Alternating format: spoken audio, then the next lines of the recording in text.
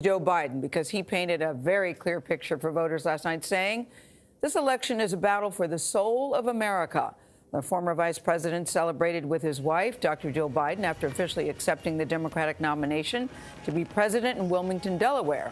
They were joined by Kamala Harris and her husband, Douglas Emhoff, and supporters at a drive-in viewing party. But the main event was Biden's impassioned remarks to the nation.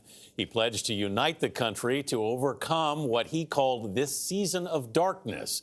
He said love is more powerful than hate, hope is more powerful than fear, light is more powerful than dark. Ed O'Keefe is in Wilmington. Ed, good morning. Good morning, Anthony. Last night, just like so much this year, unlike anything we'd seen before. As you guys mentioned, it looked like a drive-in movie theater outside, and when they liked what they heard, they honked in agreement. Last night, Biden tried to do two things. He wanted to explain how he would take the country out of this pandemic and economic downturn, and he wanted to convince Americans that the country can unite again. The current president has cloaked American darkness for much too long. If you entrust me with the presidency, I will draw on the best of us, not the worst. I will be an ally of the light, not the darkness. It was a moment Joe Biden had dreamed of for nearly 50 years. Accepting the Democratic Party's nomination for president, he vowed to be a unifier. But while I'll be a Democratic candidate, I will be an American president. I'll work hard for those who didn't support me, as hard for them as I did for those who did vote for me. Decency, science, democracy, they're all on the ballot. Just as speakers had all week, Biden attacked President Trump for his response to the coronavirus pandemic. Just look around. It's not this bad in Canada or Europe or Japan or almost anywhere else in the world. And the president keeps telling us the virus is going to disappear. He keeps waiting for a miracle. Well, I have news for him. No miracle is coming.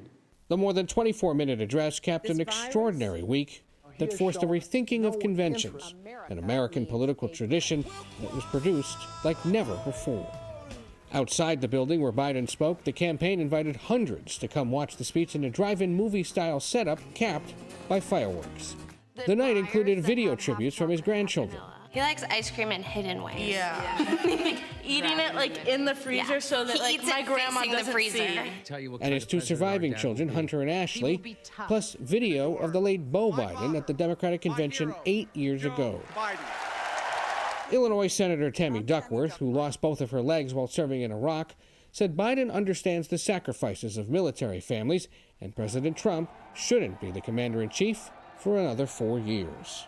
They have a coward in chief who won't stand up to Vladimir Putin, read his daily intelligence briefings, or even publicly admonish adversaries for reportedly putting bounties on our troops' heads. And without Joe Biden... One of the most powerful moments of the night came from a speech by 13-year-old Braden Harrington, who has a stutter, like Biden. I'm just a regular kid, and in a short amount of time, Joe Biden made me more confident about something that's bothered me my whole life. And at the end of a historic campaign, several of Biden's opponents got together to reminisce. You could think of this sort of like Survivor on the out interviews of all the people that got voted off the island.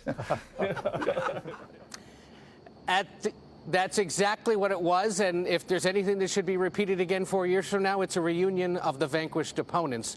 As for Biden and Harris, they now hit the campaign trail, but they're expected to do so mostly virtually.